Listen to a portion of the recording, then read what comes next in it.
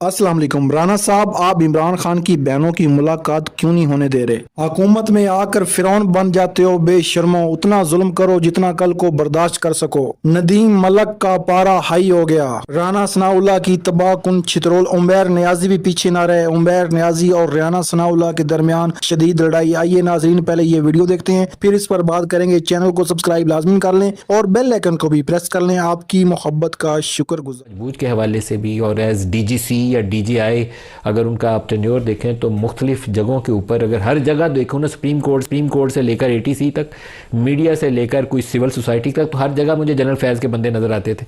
लेकिन आज ये दिन है कि जनरल फैज़ की 14 साल की सज़ा हो गई। तो क्या कॉन्टेक्स्ट क्या है इसका, आपको क्या इसका तजिया क्या है?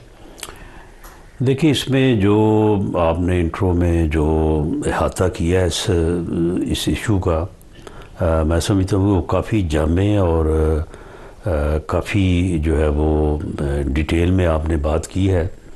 और सारी जो आपने जो कंक्लूजन ड्रा किए हैं, मैं उनसे इत्तेफाक करता हूँ। और इसमें मैं इजाफ़ा इस तरह से करूँगा कि देखें, जो ये एजेंसी है या इंस्टीट्यूशन है ISI का, वो एक बड़ा मुनज़्ज़म अदारा है। कुछ काम होते हैं जो अदारे की ज़रूरत होते हैं, उनको आप अपने तौर पे एनालाइज़ कर सकते हैं। उनको सही या गलत हम अपनी असेसमेंट या अपनी एक सोच के मुताबिक उनको इस तरह से जो है वो हम कैटेगराइज कर सकते हैं। और एक है पर्सनल जो है वो यानी डिज़ायर और पर्सनल एजेंडा के ऊपर काम करना। ऐसे अदारों में कोई आदमी अगर अदारा जाती ज़रूरियात के मुताबिक जो भी एक्ट करता है, तो अदारा जो है वो जो है वो प्रोटेक्ट भी करता है, सेव करता है और अपने लोगों को तहफ़्फ़ुज़ देता है। लेकिन अगर उनमें से कोई जो है वो अपने पर्सनल एजेंडे के ऊपर काम करे, तो फिर उसकी माफ़ी नहीं होती, उसकी फिर पकड़ होती है। फैज़ हमीद साहब यानी सीनियर तरीन पोजीशन पे थे। इससे आगे और कौन सी पोजीशन है? इससे आगे तो फिर आर्मी चीफ ही है। और उन्होंने जो भी काम किए वो कभी उन्होंने बेनामी काम नहीं किया। जो भी उन्होंने किया नाम लेके किया, बता के किया, और हर जगह पे जो है वो उनके सिग्नेचर जो है वो नज़र आते थे। मेरे ख़िलाफ़ अगर केस बना तो अगर बाद में मुझे मिले तो उन्होंने कभी ये नहीं कहा कि ये हमने नहीं किया। जो आप पे हेरोइन डालने वाला केस था, उसके पीछे कौन था? उसके पीछे फैज़ हमीद साहब थे। और फैज़ हमीद साहब की इंस्ट्रक्शन थी, जो उस वक्त अपना DG नारकोटिक्स थे। तो लेकिन ये है कि उन्होंने साथ अपना जो पर्सनल एजेंडा है उसके ऊपर भी उन्होंने काम किया। उस दौरान भी उन्होंने काम किया। ये टॉप सिटी वाला मामला जो है, ये कोई अदारे की तरफ से उनको कोई इंस्ट्रक्शन नहीं थी कि आप इनको जो है वो स्क्रू करें या इनके ख़िलाफ़ कोई कार्रवाई करें। उन्होंने जो वो उनके ऊपर जो किया था कि जी यहाँ पे असला है, ये दहशतगर्द हैं और ये कोई MQM की जो है वो यहाँ पे शाख है, MQM लंदन की। तो उन्होंने अपने पर्सनल एजेंडे को भी साथ साथ जो है वो चलाया। टॉप सिटी वाला मामला देख लें, उसके बाद फिर उन्होंने पॉलिटिकली अपने आप को जो है वो आगे यानी ले जाने के लिए या अपनी जो है वो तरक्की के लिए उन्होंने फिर पॉलिटिकली भी जो है वो उन्होंने राब्ते रखे भी और उन राब्तों को डेवलप करने की कोशिश की। तो ये फिर चीज़ जो है वो फिर इसकी माफ़ी नहीं है। यहाँ पे कोई भी होता तो उसका हाल या उसका अंजाम जो है वो यही होना था। सर, बहुत बाख्तियार जनरल थे। अभी आपने आइनी तौर पर फील्ड मार्शल को काफ़ी एम्पावर किया है, तो मैं कई दफ़ा देखता हूँ कि जो इख्तियारात फील्ड मार्शल को हैं, शायद माजी करीब के बहुत सारे आर्मी चीफ को वो नहीं थे। इसी तरीके से जनरल फैज़ जितने इख्तियारात इस्तेमाल करते थे और जितने सियासी लोग उनकी जेब में थे, मेरा ख्याल है कि शायद माजी करीब में उसकी भी मिसाल नहीं मिलती। जी बिल्कुल, इसमें कोई शक नहीं है कि उन्होंने पॉलिटिकली जो मैनेजमेंट की और जिस तरह से उन्होंने मामलात को ऑल अराउंड जो है वो उन्होंने डील किया, تو اس کی بالکل مثال ماضی قریب میں نہیں ملتی. لیکن اگر وہ اپنے پرسنل ایجنڈے کے اوپر جو ہے وہ کام شروع نہ کرتے تو میرا خیال ہے کہ وہ پھر شاید اس صورتحال سے دو چار نہ ہوتے. لیکن انہوں نے ساتھ اپنے پرسنل ایجنڈے کو بھی جو ہے وہ شروع کر رکھا تھا. سر جو سیاسی سرگرمیوں کے ملوث ہونے کا سب سے پہلا چارج یہ جو چارج شیٹ آئی ہے اس میں سب سے پہلا چارج سیاسی سرگرمیوں میں ملوث ہونے کا. اب پی ٹی آئی نے کوئی پشاور سے اسلام آباد کی طرف بھی مئی کے مہینے میں ایک مارچ کیا تھا. آئی ایم ایف کی بورڈ میٹنگ سے ایک دو روز پہلے انہوں نے مارچ کر کے اسلام آباد. پھر جب 29 نومبر 2022 کو عاصم منیر صاحب کا ایز آرمی چیف نوٹیفیکیشن ہونے والا تھا تو اس وقت بھی پی ٹی آئی کا ایک دھرنا تھا جو لاہور سے آ کے وہ پنڈی آ کے ایک لانگ مارچ تھا.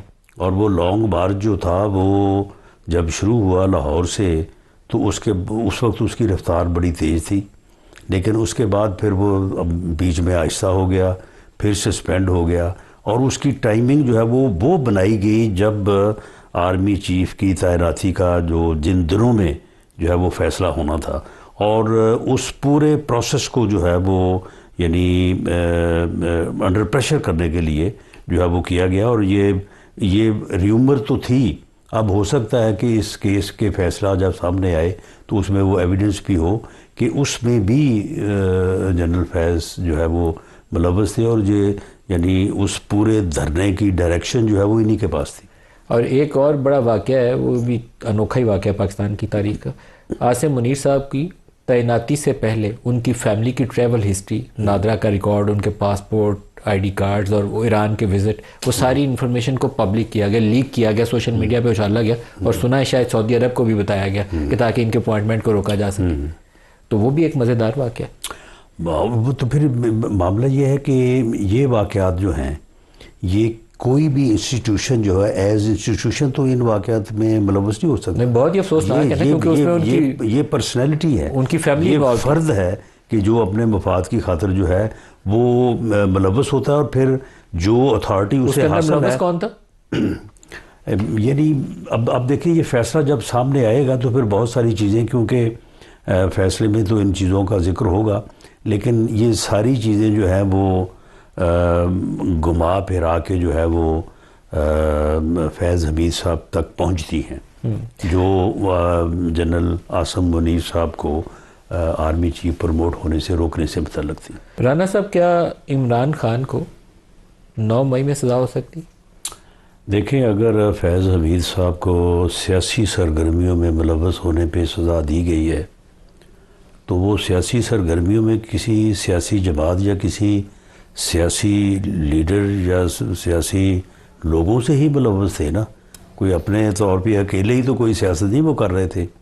اور دوسرا یہ کہ اگر وہی ایویڈنس جو ہے وہ لیڈ کرتی ہے آگے کہ جو ایونٹ ہوا ہے 9 مئی کا, یا اس سے کوئی ملتے جلتے ایونٹ جو ہے وہ یہ دھرنے والی لانگ مارچ والی جو بات ہم نے پہلے کی ہے, تو اگر ان میں ان کی جو ہے وہ انوالومنٹ پائی جاتی ہے تو پھر جو دوسری طرف جو لوگ ہیں, جو لیڈرشپ ہے, تو وہ پھر کس طرح سے جو ہے وہ پروسیکیوٹ نہیں ہوگی, وہ تو سائملٹینیسلی پروسیکیوٹ ہوگی. وہ تو ان کو اگر سزا کا عمل آگے بڑھتا ہے جنرل فیض کو, تو پھر اس کا مطلب ہے کہ عمران کو بھی 9 مئی میں سزا کا عمل آگے بڑھتا ہے. نہیں, اگر وہ ملٹری کورٹ میں چل رہا ہے, فیلڈ کورٹ مارشل, تو پھر عمران کا کیس بھی فیلڈ کورٹ مارشل وہیں پہ چلے گا, وہیں چلے گا, ملٹری کورٹس میں چلے گا. میری لیگل انڈرسٹینڈنگ تو یہی ہے کہ اگر فیض حمید صاحب کے خلاف یہ کیس چلا کہ وہ سیاسی سرگرمیوں میں ملوث تھے اور انہوں نے ریاست کو ڈی اسٹیبل کرنے کے لیے کوئی ایسی جو ہے وہ اینٹی اسٹیٹ جو ہے وہ ایکٹیویٹیز میں حصہ لیا, اور اس جرم میں اگر ان کو پروسیکیوٹ کیا جاتا ہے تو پھر ان کے ساتھ, آخر وہ ایکٹیویٹیز کسی کے ساتھ ہی انہوں نے کی نا, تو ان کے ساتھ جو لوگ ملوث پائے جائیں گے ان کا بھی ان کے ساتھ ہی ٹرائل ہوگا. سر, ایک اور بڑا معاملہ ہے, جنرل فیض کو سیاسی سرگرمیوں کے اوپر سزا ہوتی ہے تو کیوں نہیں جو 2014 والا دھرنا تھا اس کی بھی ایک منصوبہ بندی تھی, پیٹ کو اور پی ٹی آئی کو کسی نے اکٹھا کیا تھا, فیسیلیٹیٹ کیا تھا, کیوں نہیں 2014 کی سزا کا عمل آگے بڑھا؟ دیکھیں, یہ ایک پرائم ایجنسی ہے اور وہ پاکستان کی سیکورٹی اور پاکستان کہ ریاست کے معاملات میں اس کا ایک بڑا اہم رول ہے اور بہت امپورٹنٹ رول ہے. اسے ہم اتنی ڈیٹیل میں جا کے یہ اس وقت جو اس کیس کا فیصلہ ہوا ہے، یہ صورتحال ایسی ہے، میں نے جو بات پہلے کی ہے اسی میں یہ ساری بات آ جاتی ہے کہ کچھ چیزیں جو ہیں وہ انسٹیٹیوشن ریکوائرمنٹس ہوتی ہیں، تو اس میں کوئی اگر ملوث ہو بھی 2014 کا دھرنا انسٹیٹیوشنل ریکوائرمنٹ؟ میرا خیال ہے کہ شاید جن صاحب کو ہم اس صورتحال میں ہم الزام دے رہے ہیں، شاید اس کا وہ پرسنل ایجنڈا نہیں تھا. یعنی ایک آدمی کا پرسنل ایجنڈا ہوتا ہے اور ایک جو ہے وہ یعنی ادروائز جو ہے وہ معاملہ ہوتا ہے. فیض حمید صاحب، لیکن آپ کو یہ قابل قبول ہے کہ 2014 کا جو دھرنا ہے، فیض حمید صاحب اپنی جو اتھارٹی ہے اس کو انہوں نے اپنے پرسنل ایجنڈے کے لیے استعمال کیا. وہاں پہ انہیں کوئی تحفظ حاصل نہیں تھا، نہ وہ ایسا کر سکتے تھے، اور اس کی پکڑ میں وہ پھر آ گئے. 2014 ایز اے پولیٹیکل لیڈر آپ کے لیے قابل قبول ہے اگر اس میں اس وقت کے جو بھی صاحب جن کا نام آتا تھا اگر وہ ان کا پرسنل ایجنڈا نہیں تھا تو یہ آپ کے لیے قابل قبول ہے؟ نہیں، معاملہ یہ ہے کہ اگر انہوں نے اس معاملے میں ان کا یہ پرسنل ایجنڈا ہوتا تو ایسے انسٹیٹیوشنز جو ایک ڈسپلن کے تحت چلتے ہیں وہ اس بات کی اجازت نہیں دیتے.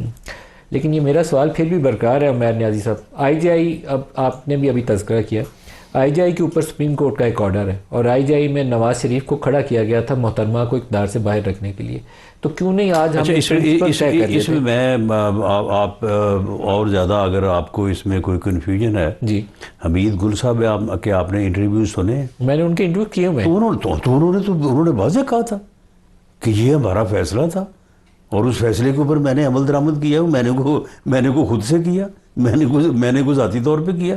یہ ان کی بڑی واضح باتیں ہیں. تب اس وقت اسٹیبلشمنٹ نے میاں نواز شریف کو کھڑا کیا تھا بی بی کو اقتدار سے باہر رکھنے کے لیے، ان کو سیکورٹی رسک قرار دیا جاتا. دیکھیں بات یہ ہے کہ جو بھی کیا، گل حمید صاحب اور ریکارڈ ہیں، انہوں نے کہا کہ جی فیصلہ ہوا، میں نے اس کو امپلیمنٹ کیا. میں نے جنرل حمید گل اور جنرل اسد درانی کے بھی انٹرویو کیے. جنرل صاحب کچھ معاملات میں لگتا ہے کہ پی ٹی آئی پہ بھی سختی کا ایک نیکسٹ لیول ہے. ایک تو جنرل فیض والی سزا کا عمل ہے، لیکن ویسے بھی جو ملاقاتوں والا عمل پچھلے 4-6 ہفتے بند تھا وہ ایک دن کھلا اور اس کا جو نیگیٹو فال آؤٹ آیا، مجھے لگتا ہے کہ سختی مزید بڑھے گی عمران پہ بھی اور پی ٹی آئی پہ بھی. Is it true? دیکھیں اس کی وجوہات ہیں.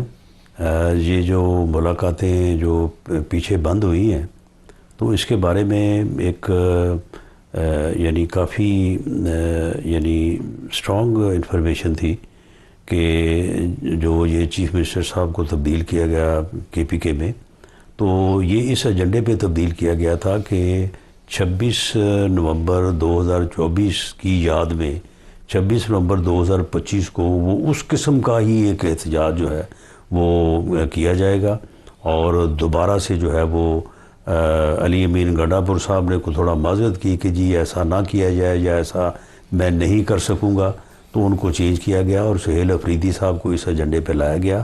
اور یہ ساری جو اپنا پلاننگ اور ڈائریکشنز اور ہر چیز جو ہے وہ انہی ملاقاتوں کے ذریعے سے اڈیالہ جیل سے ہی ہونی تھی، اور نومبر 2024 میں بھی ایسا ہی ہوا تھا. تو اس لیے پھر جو ہے وہ جب ان ملاقاتوں کو روکا گیا تو پھر یہ 26 نومبر 2025 کو کچھ نہیں ہوا. اب دوبارہ تو معاملہ یہ ہے بڑھتی ہوئی نظر آتی ہے. تو معاملہ یہ ہے کہ اب بھی اگر وہ اڈیالہ جیل میں بیٹھ کے، اگر تو وہ وہاں پہ بیٹھ کے جس طرح سے بات عمیر نیازی صاحب کر رہے ہیں کہ ہمیں پولیٹیکل ایشوز. جی ناظرین، آپ نے رانا ثناء اللہ کی اور عمیر نیازی کی گفتگو سنی. ناظرین، رانا ثناء اللہ صاحب اس ٹائم اقتدار میں ہیں اور اقتدار بھی ان کے پاس وہ ہے جو ان کو فارم 47 کے ذریعے ملا. جی ناظرین، آپ کو جیسے کہ پتہ ہے کہ یہ حکومت آسمان نے بنائی اور آسمانی حکومت ہے، اور آسمانی حکومت جو ہوتی ہے نا یہ لوگوں پر بجلیاں گراتی ہے. ناظرین، آپ کو پتہ ہے کہ جو پی ٹی اے کا احتجاج ہوا تھا اس پہ بھی لوگوں پر گولیاں چلیں. ناظرین، مرید کے میں جو کچھ ہوا وہ بھی آپ کے سامنے ہے. اس کے بعد آپ کو پتہ ہے کہ اب ملک میں احتجاج کرنا بھی ناممکن ہو گیا ہے، وہ اس لیے کہ یہ حکومت کچھ بھی کر سکتی ہے. ناظرین، یہ لوگ کہتے ہیں کہ پی ٹی آئی ایک دہشت گرد جماعت ہے. جب مسلم لیگ نون نے سپریم کورٹ پر حملہ کیا تھا تو تب یہ دہشت گرد جماعت نہیں تھی۔ ناظرین جب پارلیمنٹ پہ حملہ ہوا تب یہ دہشت گرد نہیں تھے۔ ناظرین ہر جماعت اور ہر لیڈر سے غلطی ہوتی ہے، مگر لیڈر وہی ہوتا ہے جو اپنی غلطیوں سے سیکھ کر آگے بڑھتا ہے۔ عمران خان سے بھی کافی غلطیاں ہوئی ہیں، نواز شریف صاحب سے بھی کافی غلطیاں ہوئی ہیں، مگر ناظرین یہ جو آئینی ترمیمیں کر رہے ہیں کل کو ان کے لیے یہ کوئی پھانسی کا پھندا ثابت ہو سکتی ہیں۔ میں یہ نہیں کہتا کہ یہ ترمیمیں نہ کریں، مگر ترمیمیں وہ کریں جو عوام کے حق میں ہوں، جو جمہور کو مضبوط کریں، نہ کہ وہ ایک شخص کو مضبوط کریں۔